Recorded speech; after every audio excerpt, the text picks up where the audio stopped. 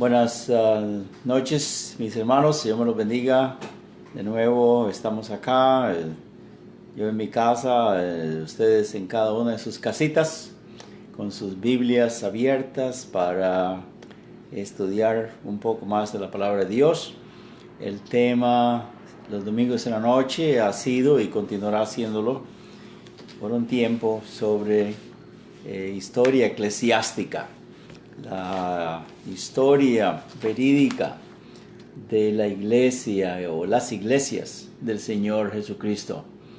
Ya habíamos estudiado que en el primer siglo hubo tal multiplicidad de iglesias del Señor por todos los alrededores del mar Mediterráneo, tanto de la parte este como del oeste en Europa.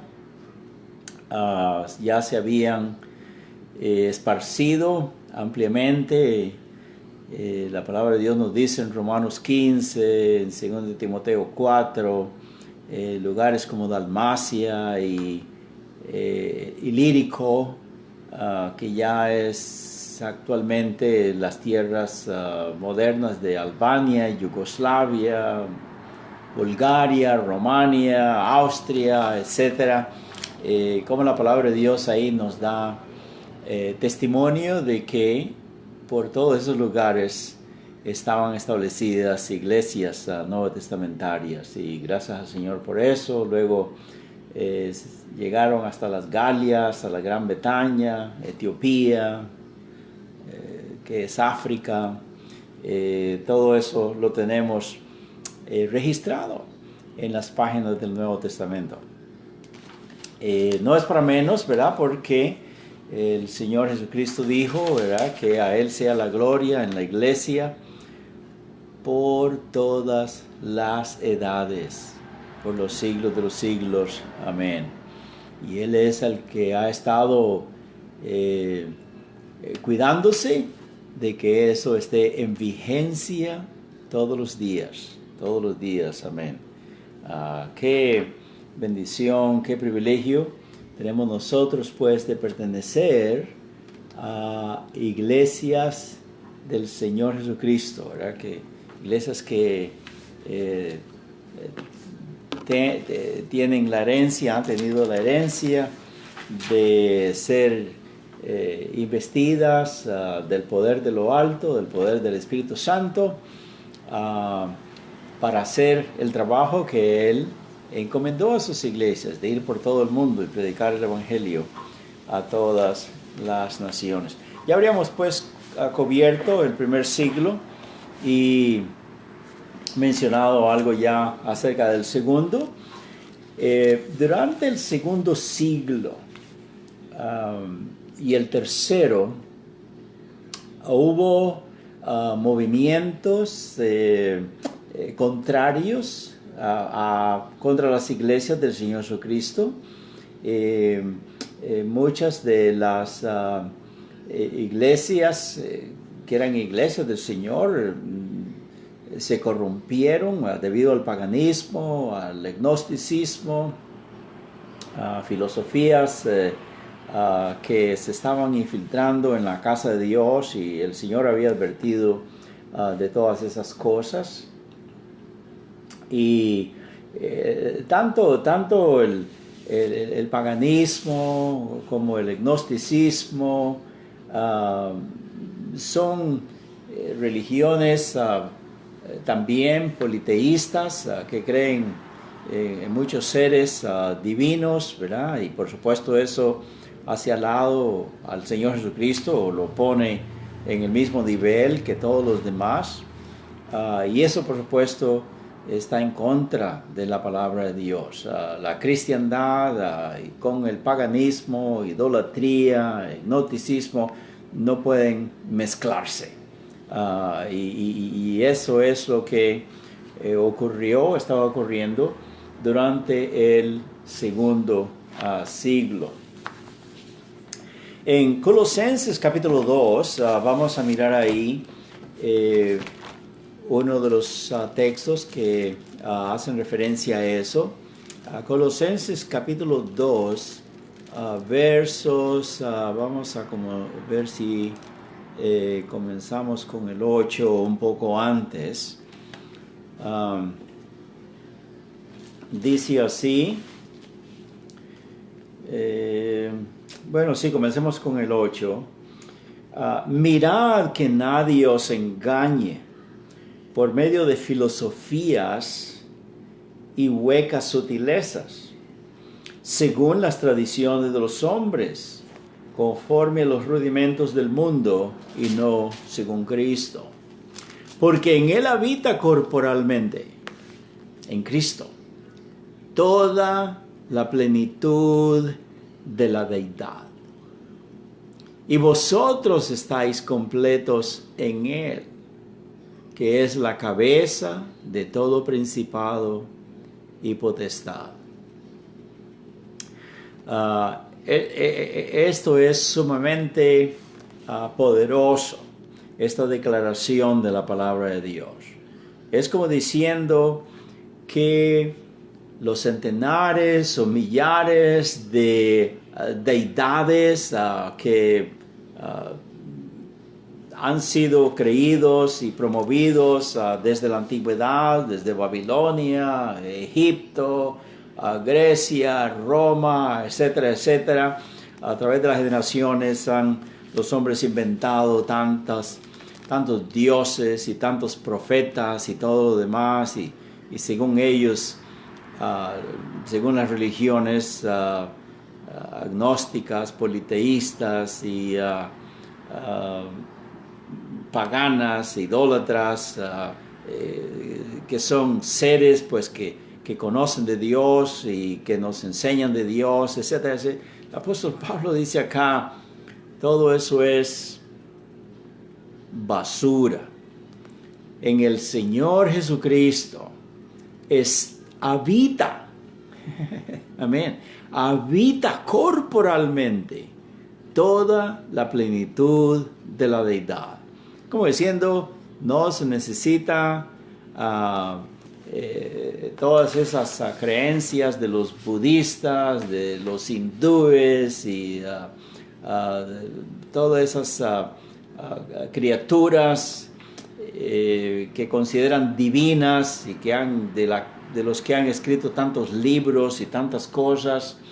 Dice la palabra de Dios, todo eso sale sobrando, no se necesita. En el Señor Jesucristo tenemos toda la revelación de Dios, amén, porque Él es Dios mismo en la carne. Es lo que dice aquí, que en Él habita corporalmente toda la plenitud de la verdad, de la deidad, perdón.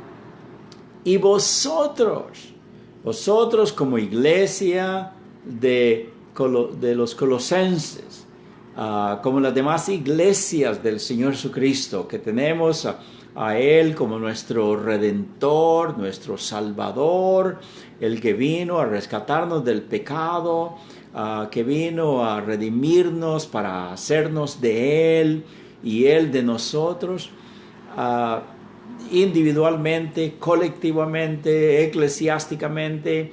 Dice, estamos completos en Él, que es la cabeza de todo principado y de toda potestad. Qué lindo es esto, hermano, que nosotros llegamos a esta conclusión que nos dice el Señor acá. No hagan caso de filosofías, no hagan caso de cuentos, de tradiciones, ni de otros nombres, ni siquiera se mencionen entre nosotros. Y gracias al Señor que es así. El Señor Jesucristo es quien tiene la primacía, el quien tiene la preeminencia en nuestras vidas personales y también eclesiásticas, amén. Y ese ha sido el punto de la iglesia del Nuevo Testamento. Y no importa si ya pasó el primer siglo y comienza el segundo y el tercero, y ahora las religiones quieren mermar las doctrinas, las enseñanzas, las prácticas, minimizar a un nivel bajo al Señor Jesucristo. Nosotros no debemos permitir semejante cosa. Él es Dios en la carne. Amén. Él es lo único. A Él amamos, a Él servimos, a Él le somos leales, a Él le somos fieles. Amén. Y su palabra, que es el Nuevo Testamento y las doctrinas de los apóstoles, que por supuesto emanan del corazón del Señor Jesús, es lo único que rige nuestras vidas. Amén. Así pues, este gnosticismo, que es una mística secreta de la salvación, antes y ahora, ellos lo que tienen como para decir del gnosticismo es un conocimiento introspectivo de lo divino, y que es un conocimiento superior a la fe. Solamente tener fe, solamente conocer del Señor no es suficiente. Es triste que muchas personas religiosas a eso es lo que se atienen, ¿verdad? Budistas, hasta creen en la reencarnación, el confucianismo, el hinduismo. Es terrible y todo eso viene de ahí, del gnosticismo. Paganismo quiere decir que ellos rechazan el monoteísmo, que es la fe, la creencia de un solo Dios, ¿no? Para ellos hay muchos dioses y por eso hacen rituales y prácticas de veneración que han sido siempre rechazadas, tanto por los judíos como por nosotros, los cristianos. Y tenemos que tener cuidado, hermanos, este asunto de Navidad y Halloween, esto de la... bueno, aquí en USA le llaman el Easter Sunday, ¿verdad? Que es el tiempo en vez de la resurrección del Señor Jesucristo, como que es el día más bien de la coneja y de los huevos y todo. Miren cómo desfigura, merma, hace a un lado el verdadero significado de lo que Dios tiene para nosotros. Y todo eso viene de ahí, del paganismo, del politeísmo. Y de eso se trata, hermanos. En el segundo siglo eso comenzó a meterse, inmiscuirse en la iglesia del Señor, en las iglesias del Señor Jesucristo. Y aquí tenemos esta enseñanza de Pablo en la iglesia de Colosas, porque ellos estaban siendo atacados, ya había quizá miembros ahí que estaban con esas ideas, atrayendo estas herejías y causando división en la casa de Dios. Pero nosotros, hermanos, desde el mismo momento que alguien comience a decir cosas que no cuadran con la palabra de Dios, inmediatamente hay que taparle la boca a esa persona. Si es miembro, no puede ser miembro ya más en la iglesia, porque el Señor quiere que estas cosas no se metan así, ¿verdad? Amén. En 1 Timoteo, capítulo 6, verso 20. 1 Timoteo 6, 20. Dice la palabra de Dios acá sobre esto de conocimientos místicos y saber mucho de esto y de lo otro. El conocimiento dice que envanece, pero el amor edifica. Dice aquí, oh Timoteo, 1 Timoteo 6:20. Hermano Timoteo, tú que eres el pastor ahí de la iglesia en Éfeso, guarda lo que te ha encomendado, evitando las profanas pláticas sobre cosas vanas. Hermanos, todo eso es vanidad. Todo eso de religiosidad, no importa cuán antiguo que es, no importa que se mire atractivo y convincente y todo lo demás es vano. Hace poquito dije es para tirarlo a la basura, ¿verdad? No importa cuán persuasivo sea. Dice la palabra de Dios, evita esas cosas. Y los argumentos de la falsa mente llamada ciencia. De la falsa mente llamada... Y el gnosticismo se caracteriza mucho por esto. Mire cómo la secuela de consecuencias había venido a muchos hermanos, porque dice aquí, la cual profesando algunos que comenzaron a leer esos libros misteriosos o dejarse influir por estos falsos maestros, dice, la cual profesando algunos se desviaron de la fe. La gracia sea contigo. Amén. Así pues tenemos que, en la palabra de Dios acá, cómo defendernos de estas cosas. Y el Señor Jesucristo, que es el que fundó su iglesia, el que ha estado protegiendo su iglesia a través de los siglos, él sabiamente, hermanos, ha hecho algo maravilloso. Durante el segundo siglo tuvimos a un hombre que se llamó Montano. Él nació en esta región que en ese tiempo se llamaba Frigia, que la palabra de Dios menciona Frigia, que es lo que es nombrado hoy, identificado hoy como Turquía. En Turquía. Y este hombre entregado al Señor, Dios lo llamó a ser predicador, se unió a una de las iglesias del Señor Jesucristo y él comenzó a predicar, a enseñar y él denunciaba, él condenaba todo lo que estaba corrompiendo muchas de las iglesias del Señor. Pero nosotros nos damos cuenta, todo pastor, todo ministro mira alrededor, oye qué enseña aquel pastor o aquella iglesia que está practicando y de pronto,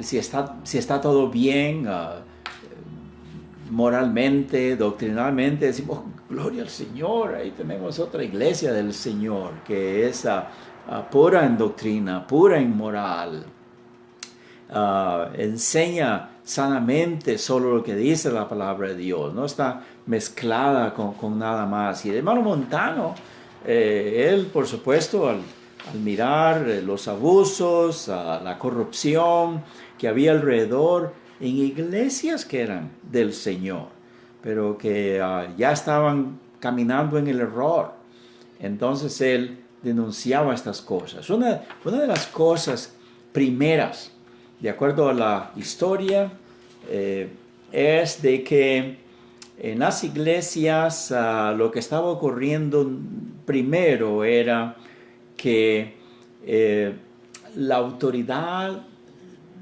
corpórea, la autoridad de la iglesia se estaba desvaneciendo, que ahora quien se miraba que tenía el mando era el obispo, el pastor, o había alguien ahí, el líder, un líder principal. Y hermano Montano miraba esas cosas y él denunciaba fuertemente esto. Y fue en el primer siglo, precisamente, donde este abuso de liderazgo, de mantener allá la congregación como nada más como títeres, que nada más oigan, que no digan nada, y que es nada más desde el púlpito que viene todo.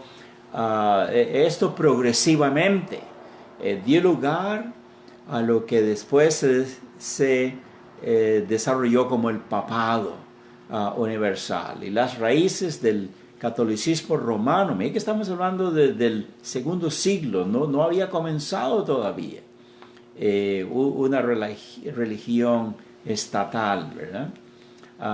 El catolicismo romano, las raíces del catolicismo romano fueron plantadas de esa manera.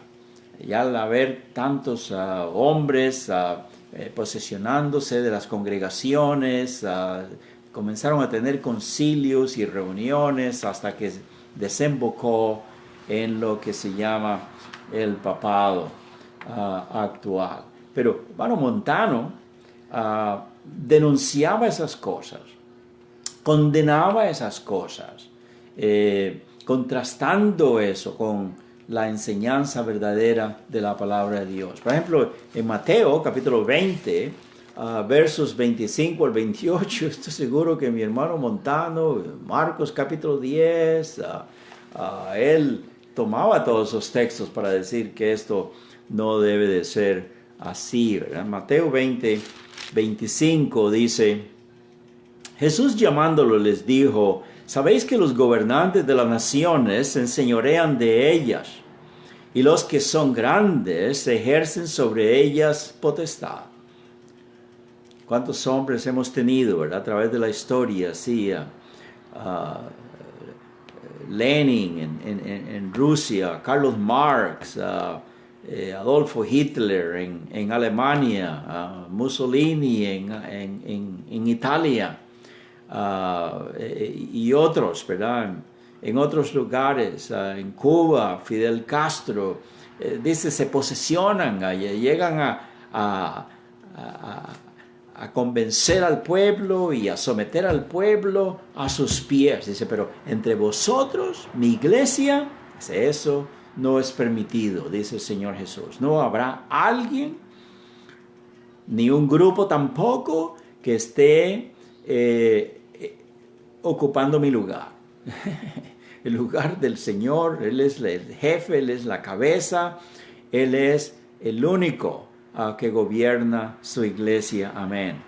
Y por eso dice acá en el verso entre 26, entre vosotros no será así, sino que el que quiera hacerse grande, porque se ha preparado, porque conoce la Biblia, porque es muy entregado a mí y es de mucha influencia en la congregación, dice, si alguien hay ahí, entonces que sea vuestro servidor.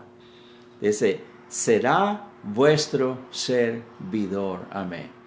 El Señor, de todas maneras, es el que pone este deseo de llegar a ser el ministro, de prepararse en un seminario, de ser instruido en las cosas de Dios, devoto al Señor.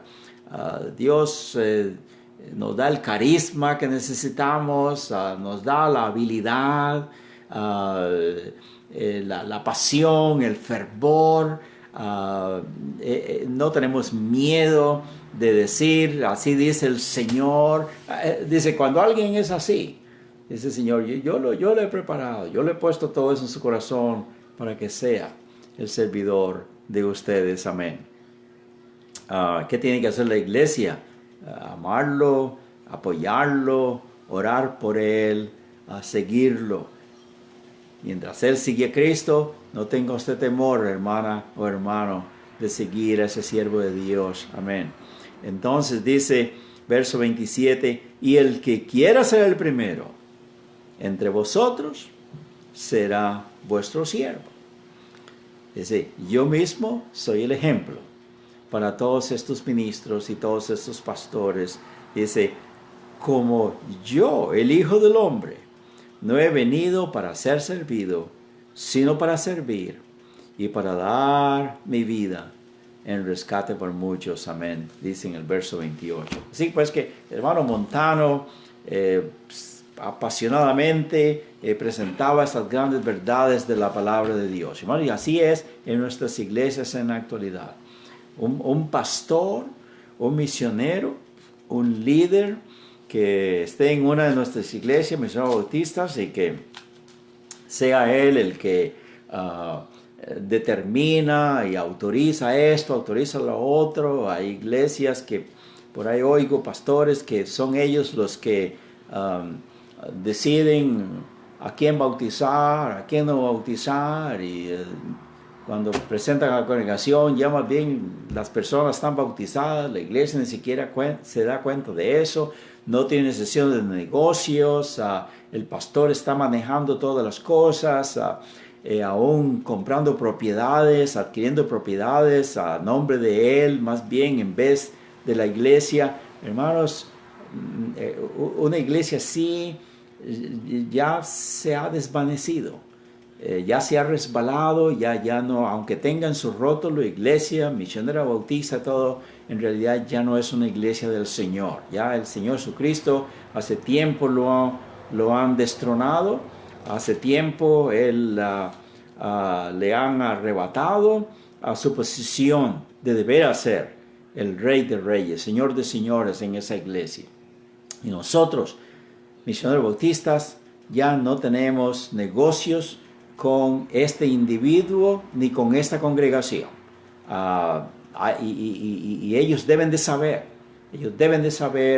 que eso, por no ser endosado, por no ser aprobado por la palabra de Dios, tampoco nosotros lo aprobamos. Amén. Muy bien, hermano. Así pues que hermano Montano se oponía a todas estas cosas. Por supuesto, fue criticado, fue calumniado, fue perseguido por los demás líderes de las demás congregaciones y por otras personas, pero de todas maneras el hombre continuó siendo fiel, que es lo que tenemos que hacer nosotros. No importa las críticas, no importa las censuras, no importa la oposición, no importa las calumnias, hay que seguir fiel al Señor.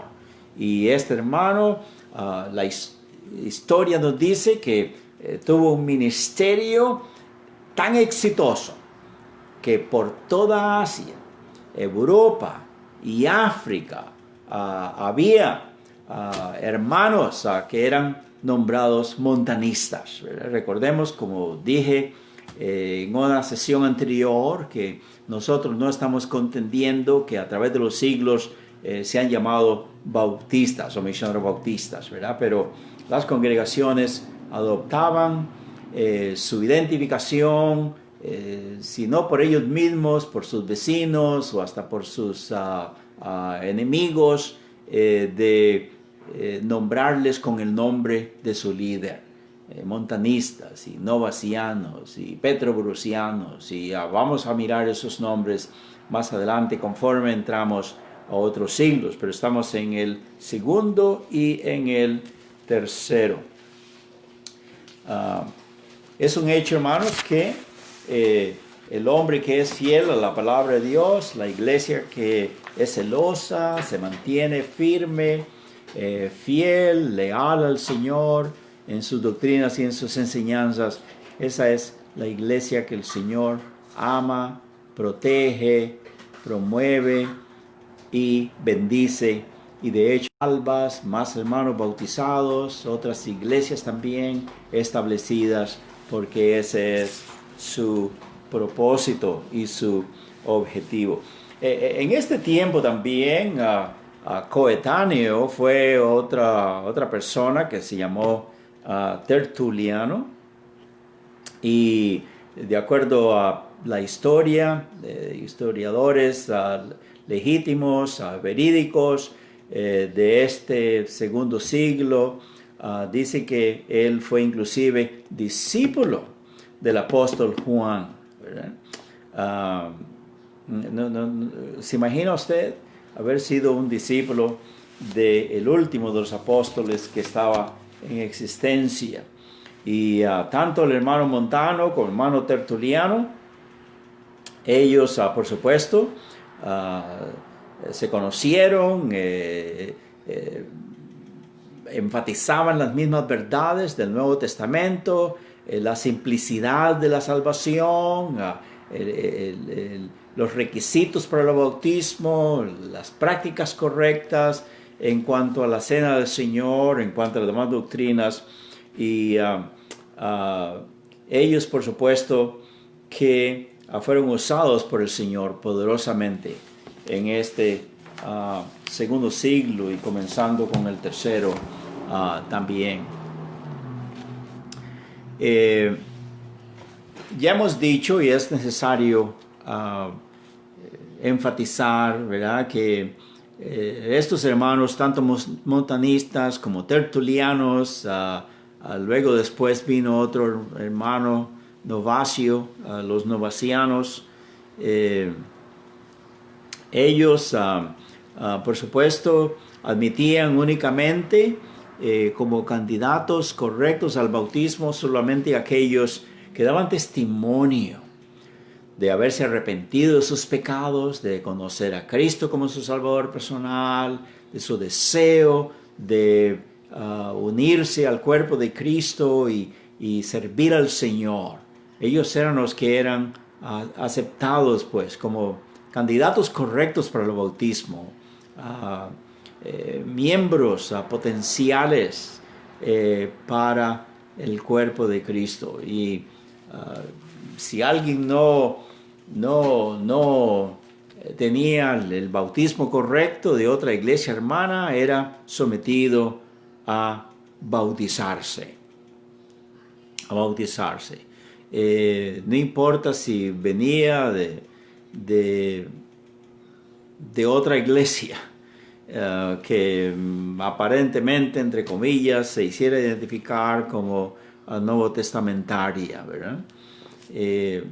Por eso es que ellos eran llamados desde el comienzo anabautistas, porque ana es un prefijo en griego que quiere decir re. Anabautista es rebautista o rebautismo, o que volvía a ser sometido al bautismo de nuevo. Aunque lo correcto, hermanos, lo correcto es, nosotros no usamos la palabra rebautizar a una persona, es bautizarle escrituralmente. Porque no importa si ha tenido 1, 2, 3, 4, 5 diferentes bautismos antes, lo tomamos nada más como que ha sido sumergido al agua, metido al agua, ha sido mojado, pero en realidad no ha sido bautizado. Si la iglesia que le bautizó no es legítimamente escritural. Así pues, tanto el hermano Montano como Tertuliano y sus seguidores negaban que el bautismo fuera algún instrumento de gracia. Y es lo que muchas iglesias hoy en día todavía creen, ¿verdad? Que el bautismo es un medio, un vehículo que trae también salvación. Eso no es así. Desde el principio, hermano Montano, Tertuliano, denunciaban esas cosas y nosotros también. Nosotros también. El bautismo es para los que ya están salvos, no es para obtener salvación, ni para ayudarle a la fe para que tenga salvación. Y ellos, por supuesto, que negaban, condenaban y estaban en contra de la regeneración bautismal, ¿verdad? Y eso no es nada nuevo en los días de hoy. Hay muchas personas también que creen eso, no solamente los católicos, pero muchos protestantes. Y la palabra de Dios enseña no que se bautice para ser salvo, sino sálvese para bautizarse, ¿verdad? Es todo lo contrario. Amén.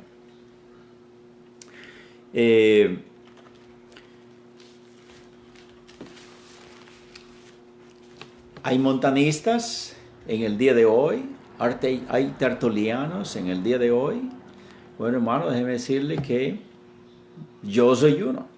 Yo soy un montanista, yo soy un tertuliano. Amén. Todo esto viene desde el tiempo del Nuevo Testamento. Las doctrinas, las enseñanzas, las prácticas, el celo, la pureza doctrinal, la pureza moral en la casa de Dios es algo que está en la palabra de Dios, y así es como debe de continuar. Amén. Así pues, mis hermanos, que esto es lo que podemos mencionar ahora en cuanto a las enseñanzas y prácticas, historia de este tiempo, tanto del segundo siglo como el tercer siglo. Ah, poco tiempo después apareció otro hermano, Novacio, ya son montanistas, tertulianos, novacianos, y ellos por supuesto también llegaron a ser un movimiento sumamente fuerte, sumamente poderoso. Y déjenme decirles, hermanos, que para adelantar un poco en la próxima lección que vamos a tener, porque ya creo que se nos acabó el tiempo, pero los montanistas, los tertulianos y los novacianos del segundo y tercer siglo, aquí ya estamos en el tercer siglo, ¿verdad? Ya 320, 350, en el 325 es cuando este señor Constantino, este emperador, fue el que quiso incorporar la religión en el Estado, que hubiera un matrimonio entre el gobierno cívico y el religioso, y él fue el que unió estas dos potencias.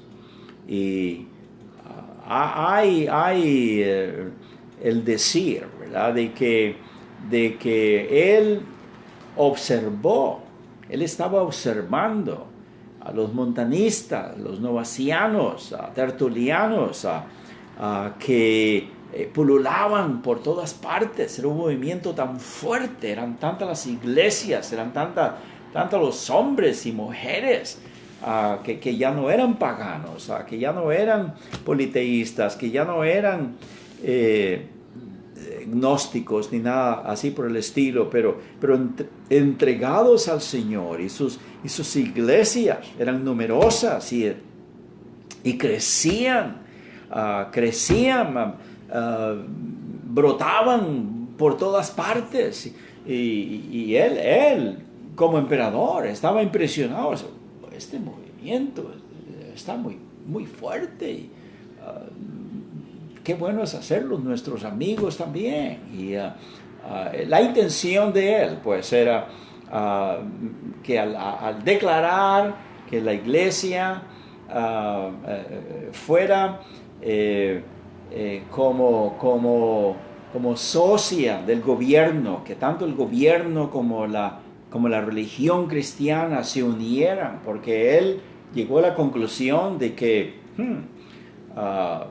yo no quiero perder a esta gente, quiero tenerla de mi lado para seguir conquistando el mundo. Y parece que dice la historia, la tradición, que él en sueños, o quizá era sonámbulo, o quién sabe qué en la noche, pero miró una cruz refulgente, como que tenía llamas de fuego, y una inscripción arriba que decía: con este signo vencerás. Y él tomó ese mensaje como algo divino que estaba diciendo: hazte cristiano, haz tu estado político cristiano, y con este signo vencerás. Y eso es lo que dice la historia al respecto. Yo por supuesto no creo que esto fue un mensaje divino, esto debe haber sido un mensaje del diablo, ¿verdad? Esta visión que tuvo para que uniera la religión con el gobierno, ¿verdad? Ya sabemos que esto después, más adelante, produjo las horribles persecuciones contra nuestros hermanos de la fe en el pasado, ¿verdad? Pero bueno, eso es la historia, esa es la realidad, pero no importa cuánta persecución, cuánta calumnia, cuánta mentira ha sido suscitada contra las iglesias del Señor, la promesa de Él, de que las puertas del infierno no prevalecerán contra ella, ha sido una realidad. El diablo no ha podido, con la falsa religión y con toda la crueldad